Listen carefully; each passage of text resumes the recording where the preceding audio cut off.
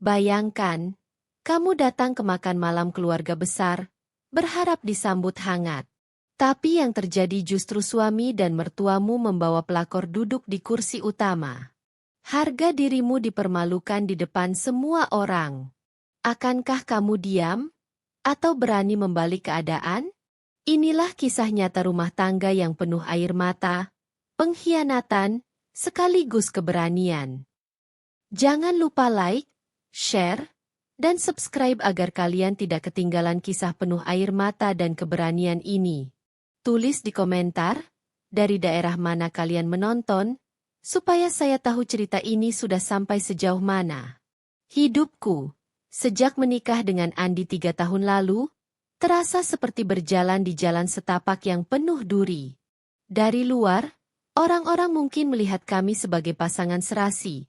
Aku perempuan sederhana tapi pekerja keras. Dia pria mapan yang bekerja di sebuah perusahaan ternama. Tapi kenyataannya, hubungan kami tak semanis itu. Sejak awal, aku selalu merasa Andi lebih mendengarkan suara ibunya daripada suaraku. Ibuku sendiri pernah mengingatkan, "Ran, menikah itu bukan hanya dengan suami, tapi juga dengan keluarganya. Kalau suaminya sudah tak bisa jadi pelindung, rumah tangganya akan berat." Aku mengangguk waktu itu, tapi aku percaya pada cinta. Aku pikir, selama aku sabar dan tulus, semuanya akan baik-baik saja. Namun semakin lama, sikap Andi berubah. Ia pulang kerja larut malam dengan alasan lembur, lebih sering sibuk dengan ponselnya, dan kalau berbicara denganku selalu singkat, dingin, bahkan terkadang menyakitkan. "Kenapa sih kamu kalau ngomong selalu panjang? Aku capek, jangan cerewet," katanya suatu malam ketika aku hanya menanyakan kenapa dia belum makan. Aku diam, menahan air mata. Bukan karena kata-katanya terlalu kasar, tapi karena aku sudah mulai terbiasa diperlakukan seperti itu. Suatu sore, ponselku berdering. Nama yang muncul di layar membuat dadaku berdegup kencang. Ibu mertua. Aku jarang mendapat telepon darinya, kecuali kalau ada sesuatu yang penting. Dengan agak ragu, aku mengangkatnya. "Halo, Bu." Suaraku pelan. "Rani, minggu depan ada acara makan malam keluarga besar. Semua harus hadir. Jangan sampai absen, ya. Bawa Andi juga," katanya dengan nada perintah, bukan undangan. Aku mengangguk meski ia tak bisa melihatku. "Baik, Bu. Saya datang." "Bagus. Jangan buat malu keluarga." Telepon langsung ditutup tanpa basa-basi. Aku terdiam lama. Kata-kata terakhir itu menusuk telingaku, "Jangan buat malu keluarga." Selama ini, aku memang sering merasa tidak pernah benar di mata mertua. Aku selalu dianggap tidak cukup, entah dari segi pendidikan, pekerjaan, atau bahkan penampilanku. Baginya, aku hanya perempuan sederhana yang tidak pantas mendampingi anaknya. Malam itu aku mencoba membicarakan undangan itu pada Andi. "Mas, minggu depan ada makan malam keluarga besar." "Ibu yang telepon langsung," kataku pelan. Andi menatapku sekilas lalu kembali sibuk dengan ponselnya. "Oh, ya? Ya udah, ikut aja. Kamu siapin bajunya yang rapi, jangan bikin malu." Kalimat itu seperti gema dari ucapan mertuaku. Lagi-lagi, aku yang harus menanggung beban menjaga nama baik keluarga, sementara Andi seakan lepas tangan. Hari-hari berikutnya aku sibuk mempersiapkan diri. Meski hatiku resah, aku tetap ingin hadir dengan penampilan terbaik. Aku memilih kebaya sederhana berwarna biru lembut yang sudah lama kusimpan. Aku sengaja tidak membeli yang baru, karena aku tahu, sebesar apapun usahaku, mertua selalu punya alasan untuk merendahkanku. Tapi aku percaya, harga diri seorang istri bukan pada pakaian mahal, melainkan pada sikap dan martabatnya.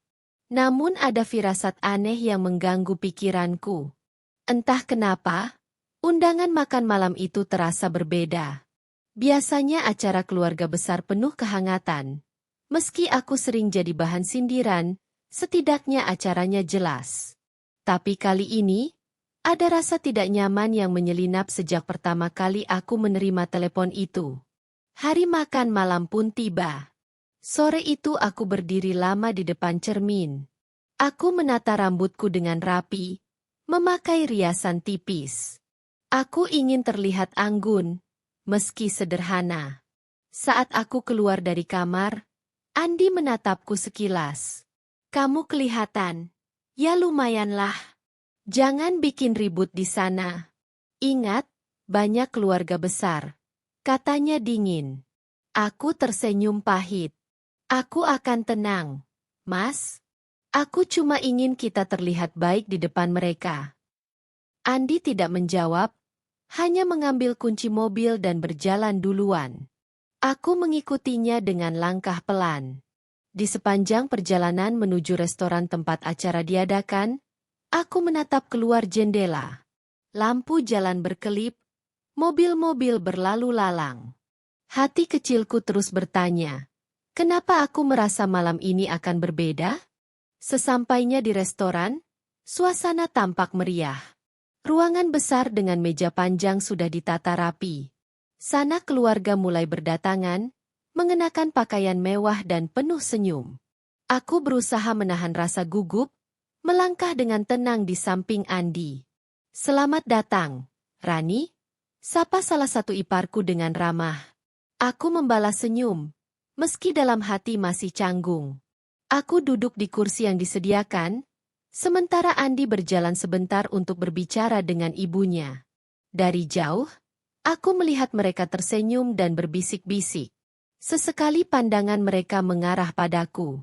Dadaku kembali berdegup, ada sesuatu yang disembunyikan. Tak lama kemudian, aku melihat seseorang masuk ke ruangan. Seorang wanita muda, cantik, dengan gaun glamor yang mencolok. Rambutnya terurai rapi, bibirnya merah menyala, langkahnya penuh percaya diri. Semua mata menoleh padanya. Dan yang membuatku terhenyak, Andi berdiri menyambutnya dengan senyum hangat, seolah menyambut tamu istimewa. Wanita itu duduk, tepat di samping suamiku. Aku terdiam. Tanganku yang memegang sendok bergetar halus. Aku mencoba menenangkan diri, menatap meja panjang yang mulai dipenuhi makanan. Tapi pertanyaan di kepalaku makin bising. Siapa dia? Kenapa dia duduk di sana?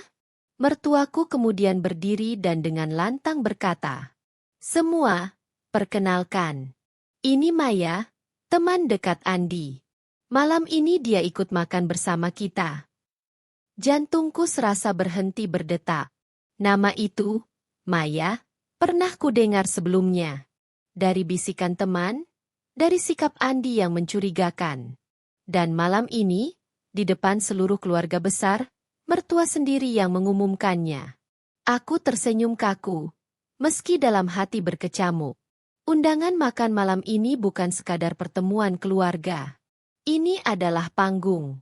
Dan aku mulai sadar, panggung yang mereka siapkan adalah untuk mempermalukanku.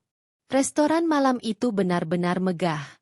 Lampu kristal bergelantungan di langit-langit, memantulkan cahaya yang membuat meja panjang di tengah ruangan tampak berkilau. Puluhan kursi berderet rapi, dipenuhi oleh keluarga besar dari pihak Andi.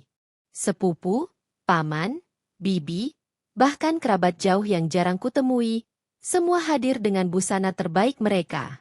Aku duduk dengan hati yang terasa begitu berat. Momen yang seharusnya menjadi ajang kebersamaan, justru seperti panggung yang memperlihatkan kesendirianku. Di kanan kiriku ada sepupu-sepupu Andi yang sesekali menyapaku ramah. Tapi tatapan mereka penuh tanya setelah Maya duduk di samping suamiku. Maya, wanita dengan wajah cantik bak model, gaun glamor, dan senyum percaya diri yang menusuk hatiku. Malam ini, dia duduk manis di kursi yang seharusnya menjadi tempatku, di sisi Andi. Andi terlihat begitu hangat padanya. Mereka bercakap pelan, kadang tertawa kecil, seakan dunia hanya milik berdua. Sementara aku seperti bayangan yang tak dianggap. Aku mendengar beberapa suara lirih di seberang meja. Siapa itu? Kok duduknya di samping Andi? Bisik seorang kerabat perempuan. Itu Maya katanya. Temannya Andi. Kayaknya dekat banget ya. Jawab yang lain sambil melirik ke arahku. Aku pura-pura tidak mendengar. Kupandangi piringku yang masih kosong. Menahan air mata agar tidak tumpah. Aku tahu, di balik senyum basa-basi, banyak yang sebenarnya menyadari kejanggalan ini. Mertuaku kemudian berbicara lantang, suaranya memenuhi ruangan. Semua, malam ini istimewa sekali. Kita tidak hanya berkumpul sebagai keluarga, tapi juga mengenal orang-orang penting dalam kehidupan anak-anak kita. Aku tahu maksudnya. Ia ingin menekankan kehadiran Maya. Dan benar saja, ia menoleh pada Maya sambil tersenyum lebar. Maya ini pintar sekali. Anaknya sopan, ramah, dan cocok kalau berada di tengah keluarga besar seperti ini. Semua orang menoleh ke arah Maya. Wanita itu tersenyum manis, lalu menundukkan kepala seolah malu-malu. Tapi aku bisa merasakan kesombongan yang ia sembunyikan. Sementara aku merasa seolah kursiku bukan bagian dari meja itu. Andi kemudian mengambil sendok, lalu menyuapkan sepotong daging ke piring Maya. Nih, coba. Katanya kamu suka steak, kan? Maya tersenyum. Terima kasih, Mas Andi. Aku tercekat. Panggilan itu, Mas Andi. Begitu intim, begitu menusuk jantungku. Aku ingin marah. Tapi di depan puluhan pasang mata keluarga, aku memilih diam. Beberapa anggota keluarga terdiam, beberapa pura-pura tertawa untuk mencairkan suasana. Tapi aku tahu, semua melihat betapa aku dipermalukan malam itu. Rani, kok diam saja? Kamu tidak makan? Tanya salah satu sepupu Andi dengan wajah iba. Aku memaksakan senyum. Nanti, aku masih kenyang. Padahal perutku kosong. Tapi aku tahu, jika aku makan, mungkin makanan itu akan terasa seperti racun di tenggorokanku.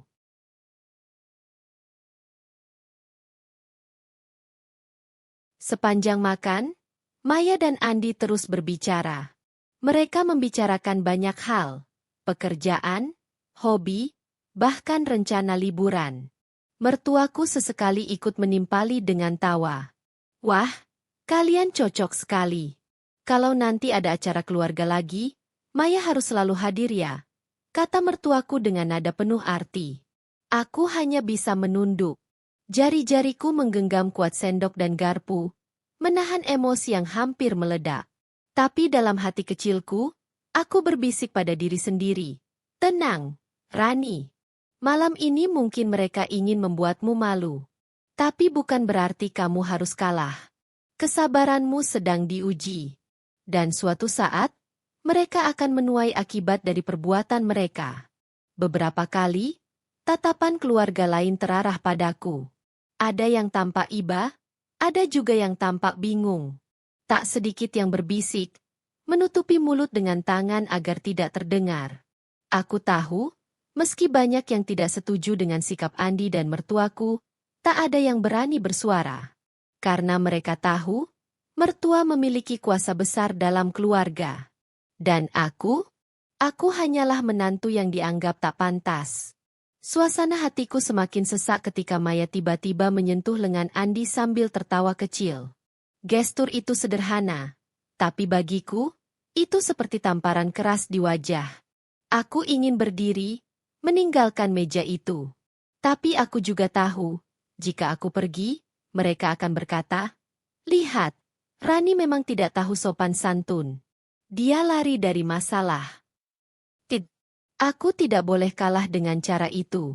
Aku harus bertahan, meski rasanya seperti ditusuk dari berbagai arah. Aku mencoba mengalihkan pandangan.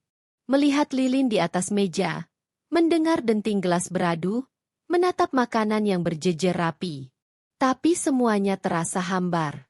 Kursiku terasa semakin dingin. Aku sadar, malam ini aku memang diposisikan sebagai orang asing. Kehadiranku hanya formalitas. Sementara panggung sebenarnya adalah untuk Andi dan Maya. Aku menggenggam tas kecilku erat-erat. Di dalamnya, ada sesuatu yang selama ini kusembunyikan. Rekaman suara Andi dan Maya saat berbicara di telepon. Rekaman itu kutemukan secara tidak sengaja ketika Andi meninggalkan ponselnya di meja. Dan aku merekam dengan ponselku sendiri melalui panggilan speaker. Selama ini aku menyimpannya, menunggu waktu yang tepat. Dan malam itu, saat aku melihat betapa rendahnya mereka memperlakukanku, aku mulai sadar, mungkin inilah panggung yang sebenarnya Tuhan berikan untukku. Bukan untuk mempermalukan aku, tapi untuk membuka siapa mereka sesungguhnya. Makan malam terus berlanjut. Hidangan demi hidangan datang silih berganti. Tapi bagiku, waktu seakan berjalan lambat. Aku menatap jam di dinding restoran. Baru pukul 8 malam, padahal rasanya sudah berjam-jam aku duduk di kursi penuh siksaan ini. Aku menoleh sekilas pada Andi. Ia tertawa bersama Maya. Wajahnya bersinar, sesuatu yang sudah lama tidak pernah kulihat ketika ia bersamaku. Rasanya seperti melihat orang asing. Air mataku hampir jatuh, tapi aku cepat-cepat menengadah, menahannya. Tidak, Rani. Kamu tidak boleh menangis di depan mereka. Malam ini, kamu harus kuat. Dan di tengah segala cemooh terselubung itu, aku hanya bisa berjanji pada diriku sendiri.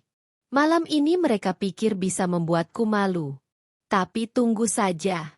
Saat yang tepat akan datang, dan aku yang akan membuat mereka menunduk di hadapan seluruh keluarga. Aku menatap sekeliling meja panjang itu. Kursiku memang terasa kosong. Bukan karena aku sendirian, tapi karena mereka sudah sengaja membuatku tidak berarti. Tapi justru dari kursi kosong itulah, aku akan bangkit. Suasana restoran semakin ramai dengan denting gelas, obrolan keluarga, dan tawa-tawa kecil. Namun bagiku, semua itu hanya terdengar seperti gema yang hampa. Yang benar-benar menusuk telinga adalah suara tawa Andi dan Maya yang terdengar jelas, mesra, seakan mereka pasangan sah.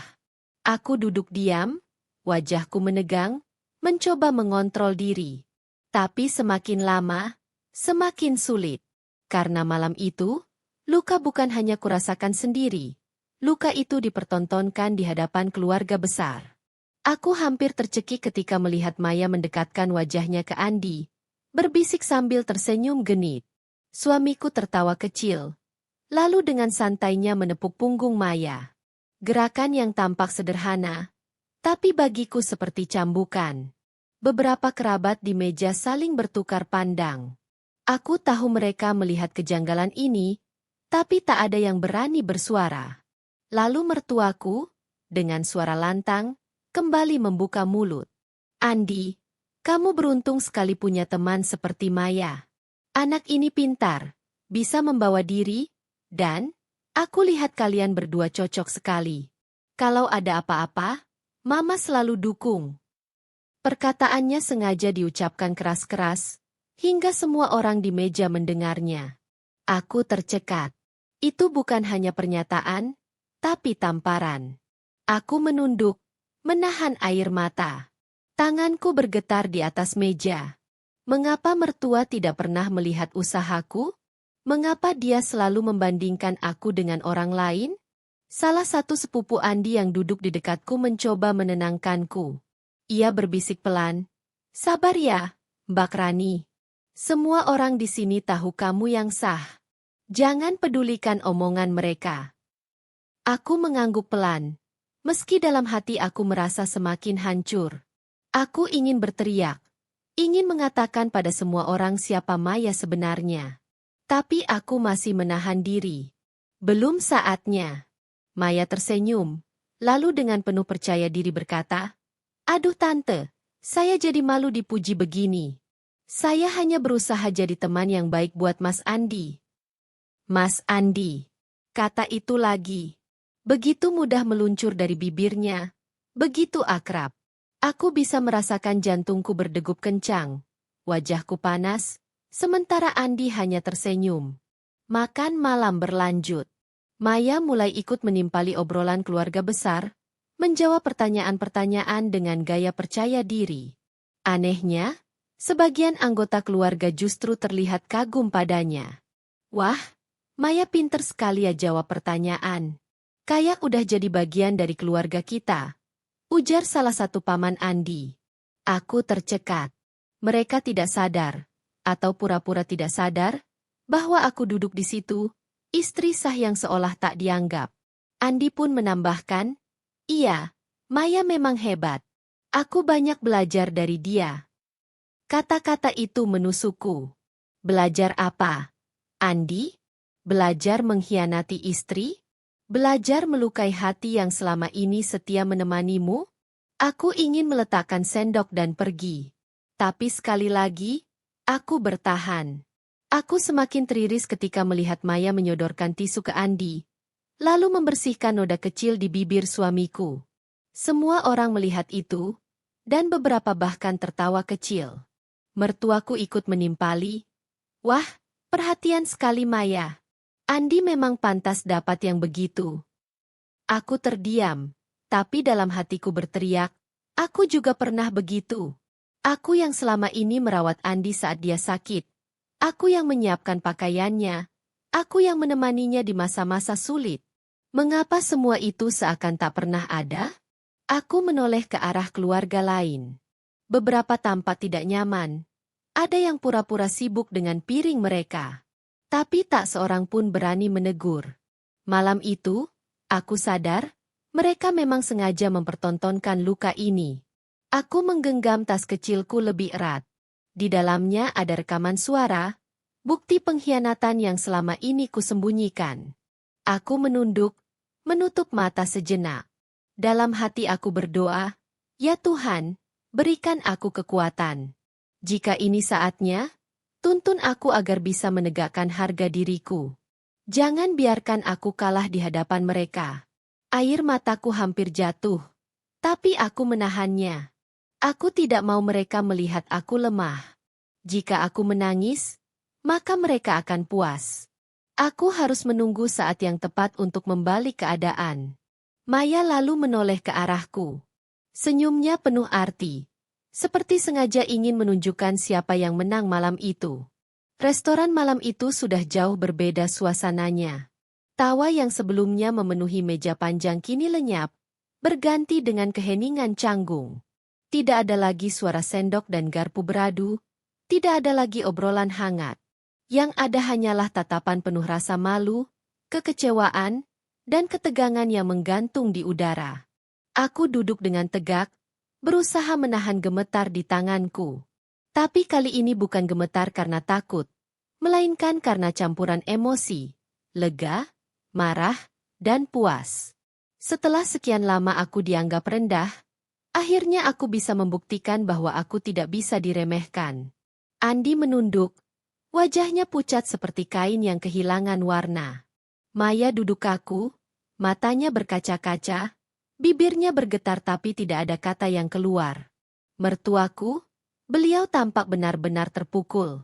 Wanita yang biasanya selalu angkuh kini hanya menatap piring kosong di depannya, tak mampu berkata apa-apa. Kerabat-kerabat di meja panjang itu saling berbisik, tapi kali ini tidak ada tawa.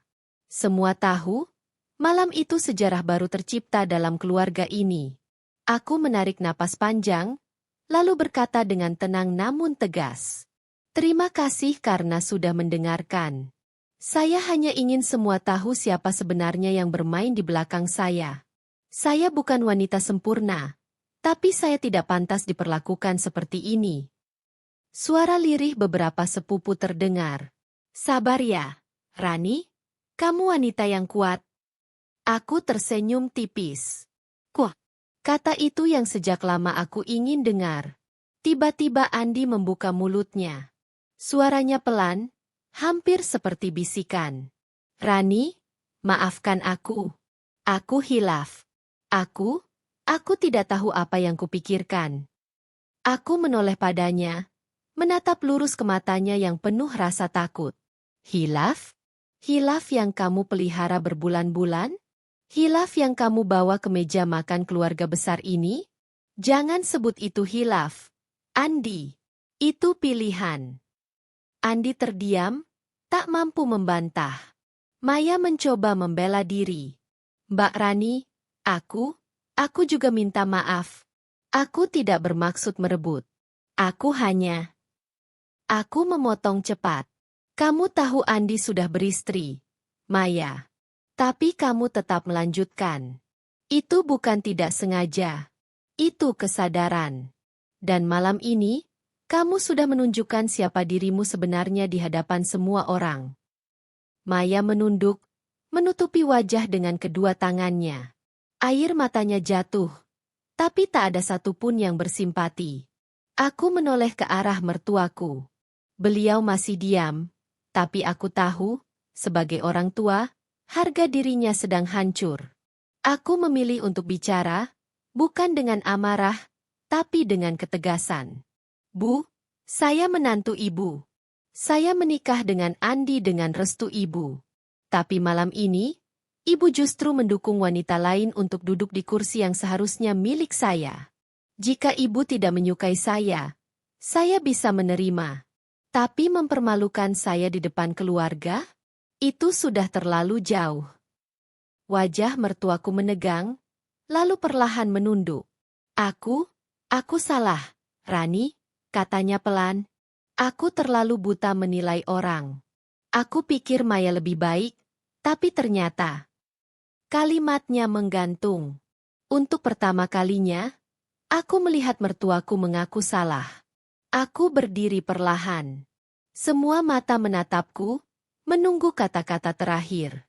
Aku mengusap air mataku yang mulai jatuh, lalu berkata dengan suara yang bergetar namun penuh wibawa.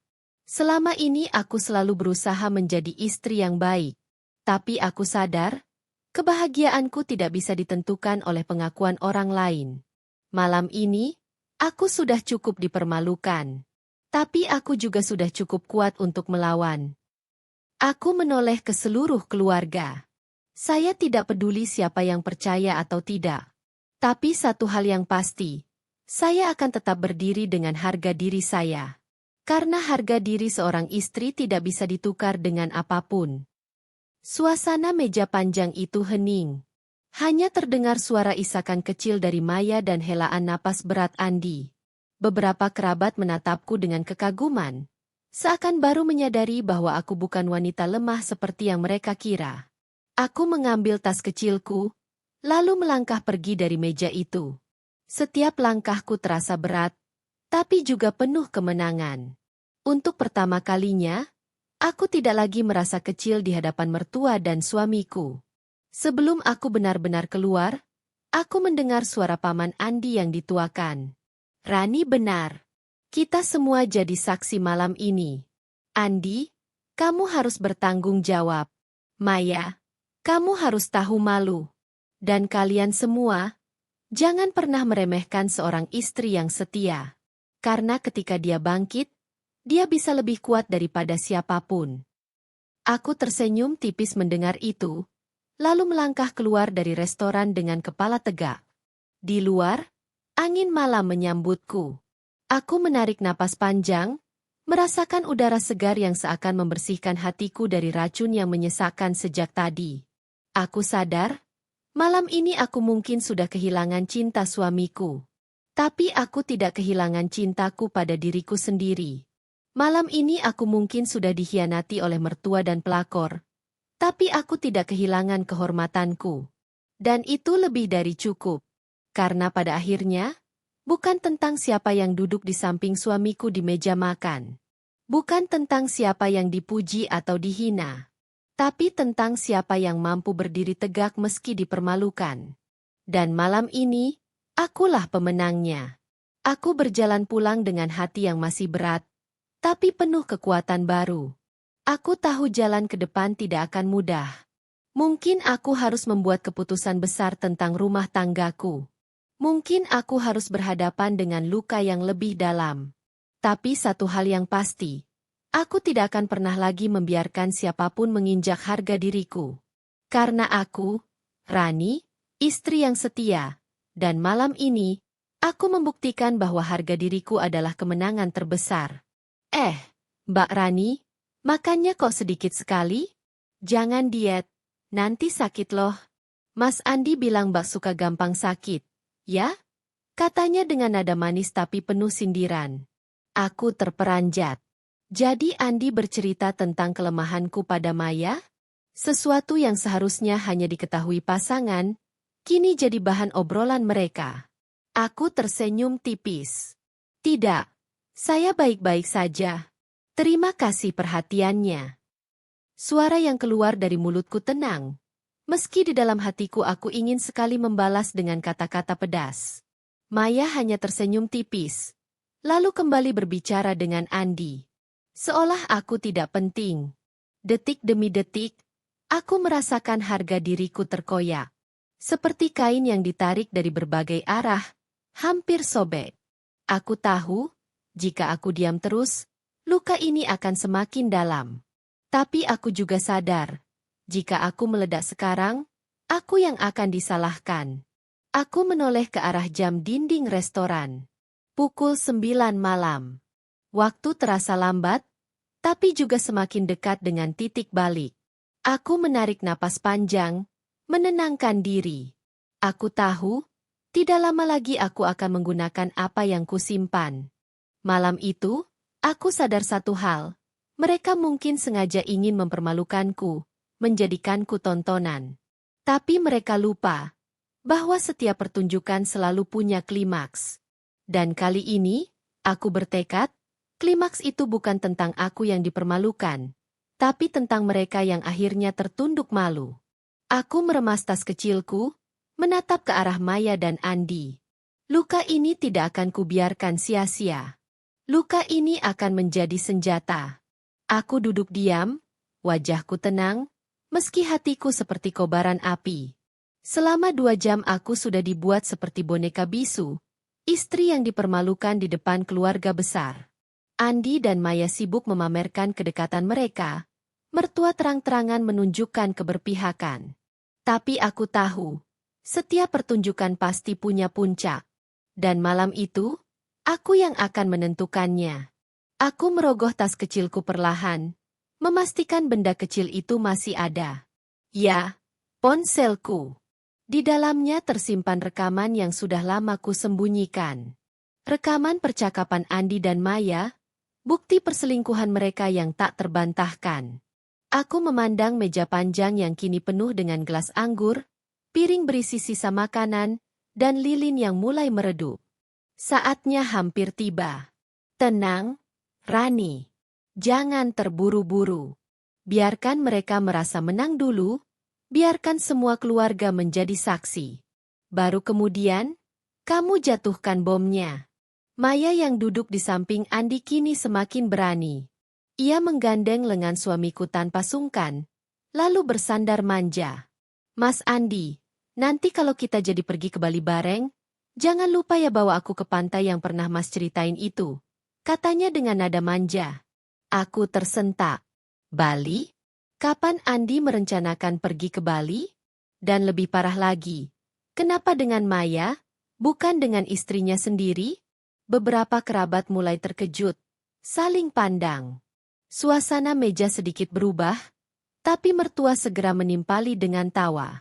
Wah, bagus itu. Jalan-jalan kan sehat. Kalau ada rezeki, kenapa tidak? Aku merasakan dadaku sesak. Tapi justru dari ucapan itu, aku tahu, ini momen yang tepat. Aku meletakkan sendokku perlahan, menegakkan tubuhku. Semua orang menoleh padaku. Mungkin karena sejak awal aku terlalu diam. Kini ketika aku bersuara, perhatian langsung terarah. Maaf sebelumnya, kataku dengan suara tenang, meski dalam hati bergetar. Sepertinya ada hal yang perlu saya luruskan. Maya terdiam, Andi sedikit menegang, dan mertuaku memandangku dengan alis terangkat. Luruskan apa, Rani? Tanya beliau, suaranya ketus. Aku menarik napas panjang. Tentang hubungan Mas Andi dan Maya. Tentang semua yang terjadi di belakang saya, sebagai istri sahnya. Suasana meja mendadak hening. Denting gelas berhenti, obrolan terputus. Semua mata tertuju padaku. Aku mengeluarkan ponselku, membuka rekaman suara. Lalu, dengan menekan tombol volume maksimal, kuputar rekaman itu di atas meja. Suara Andi terdengar jelas. Sayang, jangan khawatir. Istriku tidak akan tahu. Minggu depan kita ke Bali ya. Aku sudah pesan hotel. Aku ingin kita berdua saja, tanpa gangguan. Lalu terdengar suara Maya yang merdu tapi penuh racun. Iya mas, aku percaya. Kalau aku jadi istri kamu nanti, aku janji bakal lebih nurut daripada dia. Aku menatap mereka dengan mata berkaca-kaca, tapi penuh ketegasan. Itu suara kalian, kan? Tidak ada yang dipotong, tidak ada yang diedit. Semua asli. Wajah Andi pucat pasi. Maya menegang, bibirnya bergetar. Mertuaku pun terdiam, wajahnya berubah merah padam. Tiba-tiba meja panjang itu dipenuhi suara bisik-bisik. Ya Allah, jadi benar. Kasihan sekali Rani. Berarti selama ini Maya. Beberapa kerabat menatapku dengan rasa iba, beberapa lagi menatap Andi dengan kekecewaan. Paman Andi yang paling dituakan akhirnya angkat bicara. Andi, apa ini benar? Kamu membawa wanita lain ke tengah keluarga, bahkan merencanakan hal-hal di belakang istrimu? Memalukan sekali. Andi terdiam, wajahnya tertunduk. Maya mencoba membuka mulut. Itu hanya bercanda, Om. Kami tidak. Tapi aku memotong cepat. Bercanda? Bercanda macam apa yang merencanakan liburan berdua dan berjanji jadi istri? Kalau ini bercanda, maka aku tidak tahu lagi apa yang disebut serius. Mertuaku yang sejak awal membela Maya kini gelagapan. Rani, kamu salah paham.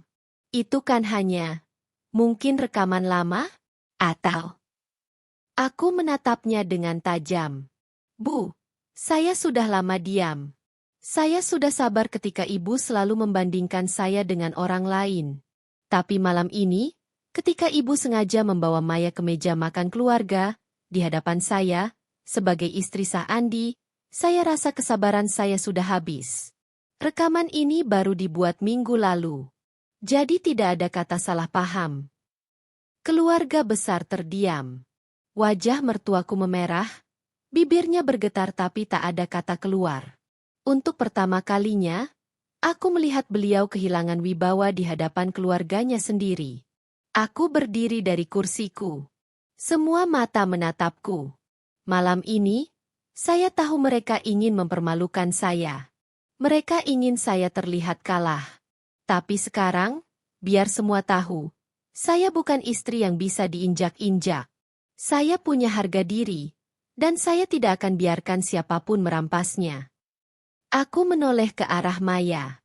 Kamu boleh cantik, pintar bicara, dan pandai mengambil hati mertua saya. Tapi satu hal yang tidak bisa kamu ambil adalah kenyataan. Aku istri sah, aku yang punya ikatan halal dengan Andi. Kamu tidak lebih dari orang ketiga. Maya terdiam, wajahnya pucat. Lalu aku menatap Andi. Dan kamu, Mas. Kamu yang aku percayai. Kamu yang aku dampingi bertahun-tahun, tega mengkhianati dengan cara serendah ini. Jika malam ini kamu ingin membuatku malu, maka selamat, kamu sendiri yang kini jadi bahan malu di depan keluargamu. Andi menunduk, tak mampu menatapku. Keheningan menyelimuti meja panjang itu. Hanya suara detak jam dinding yang terdengar jelas. Kerabat-kerabat mulai menunduk. Ada yang menghela napas panjang. Paman Andi akhirnya bersuara lagi, dengan nada tegas. Ini aib besar, Andi. Dan kamu, Maya, seharusnya tahu diri. Rani punya hak untuk marah, dan kami semua jadi saksi. Aku menatap sekeliling, memastikan setiap orang mendengar dengan jelas. Saya tidak akan bercerai hanya karena mereka ingin begitu. Tapi mulai malam ini, saya tidak akan lagi diam. Saya akan berdiri dengan harga diri saya, apapun risikonya. Aku kembali duduk, menegakkan tubuh dengan penuh wibawa. Luka yang dipertontonkan sejak awal malam kini berubah menjadi kemenangan kecil bagiku. Maya menunduk malu, Andi terdiam seperti anak kecil ketahuan salah, dan mertuaku kehilangan kata-kata. Malam itu, di meja panjang yang awalnya membuatku merasa kosong, justru aku menemukan kekuatanku. Dan di hadapan keluarga besar, aku membalik keadaan.